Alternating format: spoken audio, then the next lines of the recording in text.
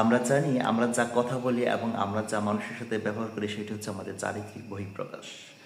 তো সেক্ষেত্রে আমরা কিছু কিছু সময় সেই চারিত্রিক বহিঃপ্রকাশগুলো এমন ঘটিয়ে ফেলি যেটা হচ্ছে আমাদের নিয়ন্ত্রণ আমাদের মধ্যে থাকে না। যেমন ধরুন কেউ একজন আপনার সামনে কোনো একটি ভুল করে বসলো, এখন আপনি তাকে ভুলটি শুধরানোর ব্যাপারে তার সামনে এগিয়ে গেলেন, কিন্তু সেই ভুল শুধরানোর ক্ষেত্রে আপনি তার সামনে চিৎকার চেঁচামেচি করলেন।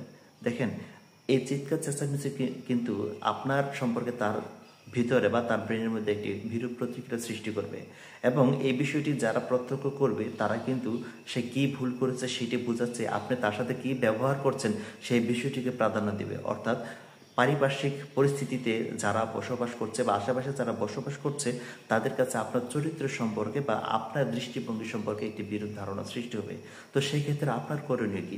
সেক্ষেত্রে আপনার সবচেয়ে উত্তম করণীয় হচ্ছে আপনার বুদ্ধিমত্তার সাথে সেই পরিস্থিতি মোকাবেলা করা। যেমন আপনার সামনে যে ব্যক্তিটি ভুল করছে সেই ব্যক্তিকে প্রথমত সেই ভুল থেকে টেনে উঠানো, সেটি হচ্ছে আপনার নৈতিক দায়িত্ব। তার পরবর্তী যে বিষয়টি রয়েছে সেটা হচ্ছে তাকে খুব সুন্দরভাবে সাবলীল ভাষায় এবং উত্তম ব্যবহারের মাধ্যমে বুঝিয়ে দিতে হবে যে বিষয়টি আসলে এভাবে করা ঠিক না।